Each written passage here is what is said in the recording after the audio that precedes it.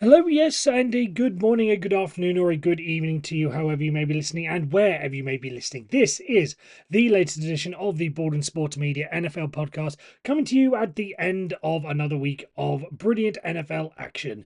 And actually coming to you 1 week after the last one, after our brief hiatus after the last one, although I did explain exactly why we did that. I must have start off though, pretty much the same way as I did last time, with another apology.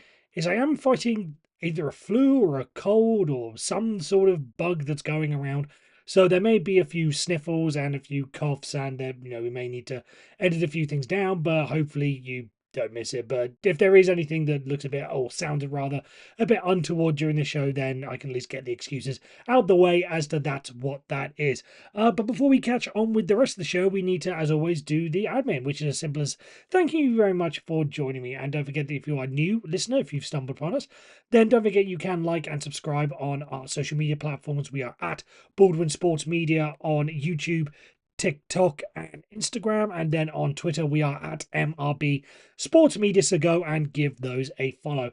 And then if you are a regular listener, then as always, thank you very much for tuning in and making me a regular part of your week. Right, that is the introduction. It seemed to go rather quickly this week. Maybe it does always go that quickly, I just don't notice. But anyway, we need to get on with the show. And I suppose there's only really one place to start, and that's the big news that has dominated the off-field issues around the NFL and technically college football this past week. And that is the news that Bill Belichick is in line, in talks with, possibly going to be, whichever terminology you wish to use when it comes to that, is possibly going to be the next head coach of the North Carolina Tar Heels in college football. Again, various reports saying that he has been in talks with North Carolina, and then you've got various media personalities explaining why it's a good or a bad idea, or further adding to the story about it seems to be legitimate. I will admit, when I first saw the headline come across, it seemed a little bit weird to me, for reasons that I will get into. But no, as I've said, it seems to be at least a solid. There's a solid chance that it is going to happen. But if I'm being brutally honest, and we'll just get cut right into it. I don't necessarily think this is going to work. If we are to assume that he is going to be, if he is going to take it on, I don't think this is going to work for a number of reasons. I think, first of all, I think the Bill Belichick name has sort of been sullied a little bit. And when it comes to college, I think the name and the brand and everything sort of it plays a big part. It's why, for instance, Deion Sanders has been able to turn around Colorado. It's because he has that name recognition. He has the energy. He's got the brand to go with him that brings recruits to him. Shall we say, and has played a big part in Colorado getting the talent. I think it's a huge part of why Nick Saban and Alabama turned into the forces that they were, and technically to an extent is because effectively there came a point where it would be Nick Saban saying to a recruit, "Why should I recruit you?" Rather than why should you pick Alabama, it's why should I pick you because of or everything that he'd been able to do. And Nick Saban can say, "I can turn anyone into an NFL player. Why should it be you?" That's effectively what it became. With Bill Belichick, though, I think when you look at who is going to be or who is going to have to recruit, and I think that is the big part of college football is the recruiting. The X's and O's play a big part, but roster gathering is a big part of it. And if you look at who he's going to be recruiting again, say he gets the job next week, and then he's got to go and move forward, and even a year down the line, he's got to go and talk to high school players. If you look at what Bill Belichick has done over the past 5 years, I think that's the fair time frame. Basically, without Tom Brady, I think in the eyes of most kids that are going to be taking it up at taking the move to college at age 18, that means that they would have been about 12 or 13 when Tom Brady left the Patriots. And that's roughly around the time where you start really paying attention to sports and you're able to actually absorb what is going on. rather than just, sitting down in front of the and just being, excited by everything that's going on. It's the age where you can start actually appreciating it, as it were. So those kids, all they would have seen of Bill Belichick with the New England Patriots is struggles. They would have heard the stories about what he was able to do with the Patriots with Tom Brady and all that jazz. But what have they seen? They've seen that he is, he's not the same Bill Belichick. I mean, he only went to the playoffs once after Tom Brady, and that was, a very good season with Mac Jones. But other than that, it's been an absolute disaster for them, for him and the New England Patriots. And he's, put them into the state that they are, where they're having to rebuild. He left them in a position where they could draft one of the top quarterbacks in the league. So he left them in a very bad state. Is there going to be an 17, 18-year-old that's going to want to, you look at the evidence. Are they going to be able to put enough faith in Bill Belichick in order to, turn UNC around? No, he couldn't turn the Patriots around without Tom Brady. What's to say that he can do the same with UNC? Why should they trust him, in a sense? I think that's mainly what it's going to come down to. And even if it's one of these things where it will take a couple of years, do these do these players want to put 1 or 2 years? Again, you've got the transfer portal if things don't go right, but that initial stage, that first couple of years, could be crucial to them. So, do you really want to put your faith in Bill Belichick when, again, in your relatively conscious lifetime, he's not done anything of worth in the NFL? And if he was so good, why did no NFL team, take a flyer on him? I think that's what, part of the reason he's looking to college jobs is that no NFL team wants to go near him, maybe because they see, the writing on the wall. Maybe he is past his peak. So why should they take a chance on him? Again, maybe it'll take a couple of years to turn around, but they want to win now. And UNC, especially if you look at college football, with the fact that it's a 12-team playoff, if you have a very good season and if things fall the right way for you, then and I don't want to be disrespectful here, but like an SMU, a lesser brand, at least in comparison to what the rest of the team, lesser than Alabama. I think we can all agree that SMU is a lesser brand than Alabama, can make it into the playoffs. So you can have success relatively quickly in college football, but so do you really want to have to sit through maybe a couple of years of Bill Belichick figuring out the system, learning how to recruit properly and doing all that stuff and getting used to, different styles of, vast different styles of offenses in college football? Do you really want to put that faith in him as a college and then as players? I don't think so. So I'm not too sure if this is really the right way for someone like UNC to go for. I mean, there are a number of established college football coaches out there that I think would be a better job, and I just don't think this is a good fit for either of them. If I'm being very brutally honest, I mean, I believe I put it out on Twitter on when I first saw the news is I definitely said it to someone, but unless UNC has Tom Brady's one of Tom Brady's clone sons as quarterback, then I don't think this is a good move because we've seen what Bill Belichick has done without Tom Brady, even at the NFL level, and it's not a great resume. So I don't know. It just doesn't seem like a good fit all round. But I think UNC are going to find themselves in a bit of a hole where they just can't resist themselves and they're going to appoint him. But I do not see him being the next Nick Saban. I do not see him being the next. Clemson had their thing, so Dabo Sweeney or Ryan Day at Ohio State or whatever college dynasty you want to think of. I don't see it being Bill Belichick and the North Carolina Tar Heels. I just don't. But let me know what you think as I reach out on our social medias. Let me know what you think about this topic and whether or not you think that he is going to be a success at this level if indeed he ends up taking the job.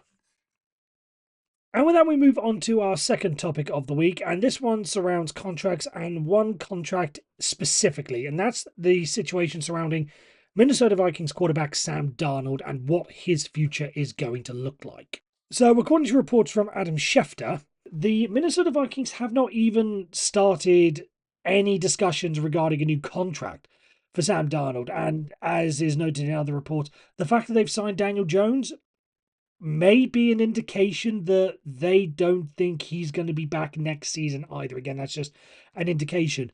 But you would think maybe the belief is, JJ McCarthy comes back from his injury, ready to go, is the starter, and Daniel Jones can be the backup, which I think is a fair situation for Daniel Jones. I think that's all he's ever going to be in the NFL.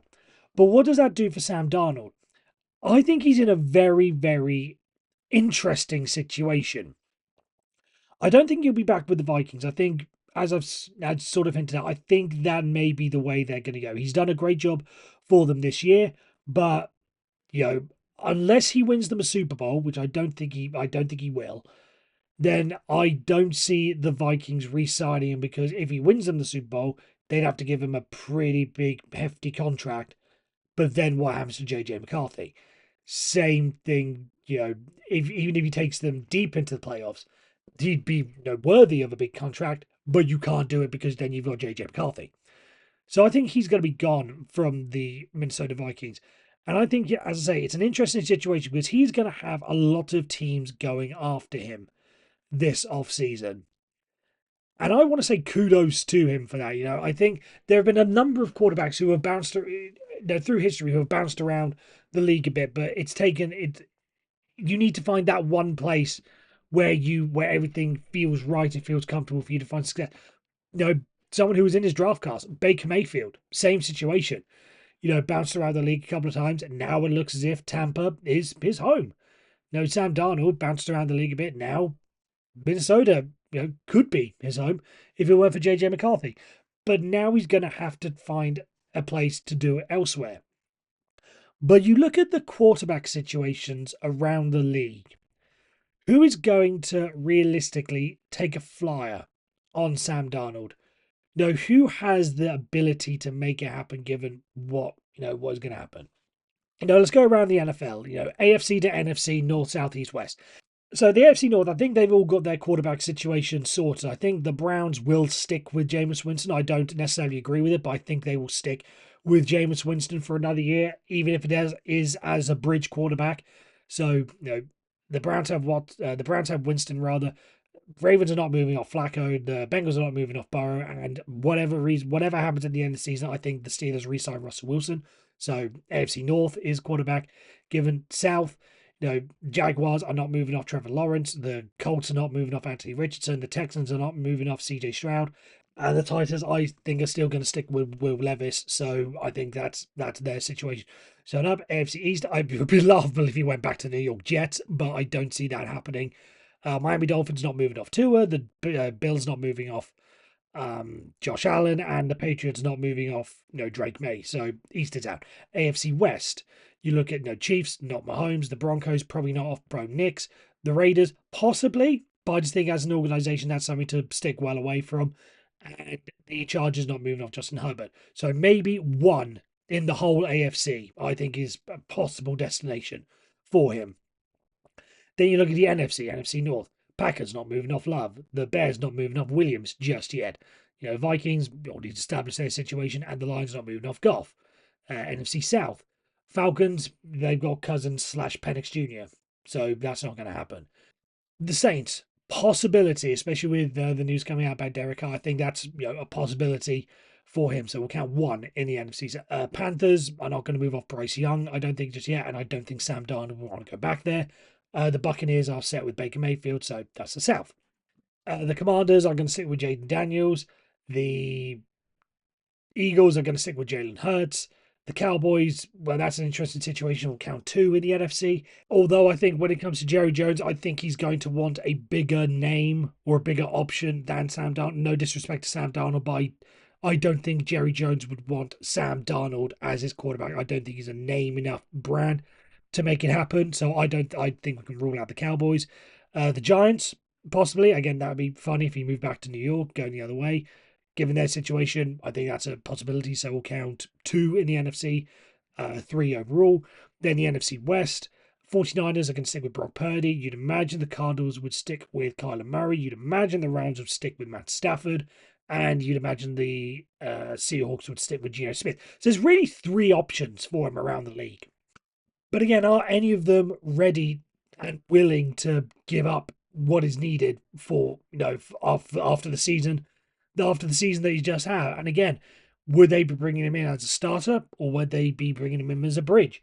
I think the market for Sam Darnold, despite having had a very good season this year, is going to look very, very, I'll say, very limited for him, especially if he wants to be a starting quarterback somewhere, which he's shown this year that he can be. But who's going to pay him as a starter? I don't think anyone will. I think a bridge quarterback to the next generation is the best that he's going to be. And if he can establish himself as that kind of guy for the rest of his career, then then go for it. Still making a living in NFL. But I think as a starter, regular starter, a franchise quarterback, I don't see that many options for him. So I think that's going to be very, very interesting. Right, that's the two big topics out the way. Now we move on to our I almost called it quick fire, but I know this thing isn't quick fire, but our quick wraparound of other things from around the NFL that took my fancy over the past few days. And the first one I want to start off with, you go back to Thursday night, was Dan Campbell going for it on fourth down in order to run down the clock versus the Packers rather than kick the field goal right away. He wanted to bleed the clock a little bit more and make sure the Packers didn't have time to come back for it. Now, I said this last season when it came to Dan Campbell and the Lions. You have to respect what they do. This is their brand. They go for it. They're brave. They're courageous. They're risky. Whatever way you want to put it. But I do think that this is a style of play that does come back to haunt them. I think there are times where that sort of play will not come off for them, and I think they need to start getting used to that idea. It cost them, no, I believe it cost them in the playoffs last year against the 49ers, getting that as far as they did. But I just, and then regular season against the Packers is sort of fine, but I just think maybe there needs to be a time where someone just taps Dan Campbell on the back and say, "Hey, let's calm it down." Again, it worked this time, but it does have the ability to blow up in their faces. And I don't want to see that happen because I think for many people, the Detroit Lions are their de facto second team for this season. Whether it's because you don't want to see the Chiefs win or you like the story of the Detroit Lions and what they've gone through from their 0-16 and all those days to now being, not saying dominant, but a legitimate Super Bowl contender. To be that, I think everyone loves that story. But I want to see them do well. But I just think, are they going to be able to win the Super Bowl if it's not with with things like this potentially ruining them when the big moment comes? So I just think, calm it down, just that 1%, Dan Campbell. Moments like this, I think, will get him and the Detroit Lions into trouble. And as I said, I do not want to see that. Speaking about other Super Bowl contenders, the Kansas City Chiefs still very much riding their luck, and I've sort of said this is there just seems to be a bit of a thing with the Kansas City Chiefs, if you want to call it the Taylor Swift voodoo, the curse, whatever, but it is a thing of they can't keep getting away with this, but they still keep getting away with this. And I just think there is just that element of they just have the luck of the devil on their side. We talk about the Dan Campbell and the Lions, and I think I don't think many of that is down to luck. I think that's down to courage, determination, whatever you put that to. But I think with the Chiefs, with some of the calls that they've got, and you look at the the winning field goal on Sunday night against the Chargers, the fact it was a it was a doink field goal, just come that close. There are just so many things that just make me think is they seem to keep getting away with it. And I just think they do have the luck. I do think they have the luck on their side. They've had far too many close games go their way for me to think that they are just going to go on and win the Super Bowl this year. As someone points out, I can't remember who it was. It was a member of the local Pittsburgh media saying that, comparing it to, at least in the regular season, like a cat playing, toying with a mouse. They're not giving it their 110%. Just get us to the playoffs and then we'll, kick into high gear. Then and it won't be so close. I kind of tend to agree with that. But the level of luck that is going along with it just seems like, inevitability to me in my eyes. I'm pretty sure everyone who was paying more attention to it and, again, analysing the game a little bit better probably said the same about the Patriots. back in the day of how much no luck went their way. So it just feels like that is what is happening with the Kansas City Chiefs. And again, it just feels inevitable that they are going to win yet another Super Bowl. Talking of teams who are not having much luck, and that is the New York Jets. And I want to keep pointing this out again because I do think it is the funniest thing that has happened all season. And it could not happen to I was going to say nicer guy, but it could not happen to a better guy for this to be happening to. And that is the New York Jets racking up 10 losses. And I think we go to, I think it was Mike Greenberg. In fact, I know it was Mike Greenberg saying that this is the biggest disappointment that we've seen in professional sports when you consider what the expectations were for the Jets at the start of the season. For them to now rack up 10 losses, I think is fantastic. And again, couldn't have happened to a nicer guy or a better guy than Aaron Rodgers. Again, I've never been the biggest fan of him. And I think some of his attitude and what have you, and some of his not necessarily beliefs, but just some of the way, like the way he conducts himself, can rub people the wrong way. He's rubbed me the wrong way, as well. And I just think, again, couldn't happen. Laughing every day about what's happened to the Jets. I don't care if this is karma is going to come back and hold the Steelers. It'll be worth it to see what's happened to the New York Jets this season. Now moving on to another struggling team, and that's the Carolina Panthers. And I really want to draw your attention. This isn't the fun end of story, end of thing, end of show story that I usually do. That is coming later. But I do want to point out the story of the guy who put on more than $3 million for the Eagles to beat the Carolina Panthers this Sunday, and how nervous he would have been all the way through the game when the Panthers, had plenty of chances and were ahead for a lot of the game as well. So, but when it comes to the Eagles, I think this might be, if I was an Eagles fan, it would just be just that level of alarm. If it would, I think goes through every single team. It's probably gone through a lot of Chiefs fans this year as well. Is if we can't, if this is how we play against bad teams, is there a chance this is going to come back and bite us in the playoffs? Similar to how it did for the Eagles last year after their slump. I think this is probably going to be a wake up call game for the Eagles. Even though they won, I think there's still just that element inside that's going to think, right, what is going to, no, we really need to buckle ourselves down here because we can't afford to play like this again between now and the end of the season. And now, too, as I hinted at, the fun story at the end of the show. And this one, I take you to the world of athletics. And this one concerns Gwot, who you may have seen, you probably read the story, or you may have seen the name pop up. And his name is spelled Gout. So you may have thought it's Gout. I thought it was to start up with. But some quick research says it's actually Gwot. But if you know who I'm talking about, then you know why I'm talking about it. But if you don't, this is a 16-year-old Australian sprinter who has every single chance of breaking Usain Bolt's everything. Basically, he's only 16, but he is running. One of the clips that went viral is he's won the 100-meter dash in 10.4 seconds, which is very close to, and again, only 16, so he's got a chance to grow. He has every single chance of breaking Usain Bolt's everything, the record of everything when it comes to sprinting. He runs, if you've seen the clips, he runs pretty much like Usain Bolt, and it takes him a while to get going, but then he just opens up the burners and is gone. And again, he's got room to grow. His legs are going to go bigger. He is going to run faster. I think he is going to become appointment viewing in the future, much in the same way that Usain Bolt was. Again, I don't watch that much athletics other than the Olympics, but when it came to Usain Bolt, wherever I was going to. I think I think the Rio Olympics. I think one of his races, it may be the 200. I can't remember. Was on at like 5:30 in the morning, UK time.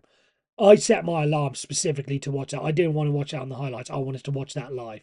I think we are going to have exactly the same with Gwot moving forward for everyone around the world. He is going to be incredible to watch grow. And again, only 16. So we've got maybe 10, I don't know how long sprinters go on for, 10, 12, maybe 15 years of this stuff. And again, if he can break just one of Usain Bolt's records, the rest of them are going to fall by the wayside very, very quickly as well. Right, that is the end of the show. I want to thank you as always for listening. And as I said at the start of the show, if you are new and you liked what you listened to, then don't forget to subscribe on our social media platforms. We are at Baldwin Sports Media on YouTube, Instagram, and TikTok.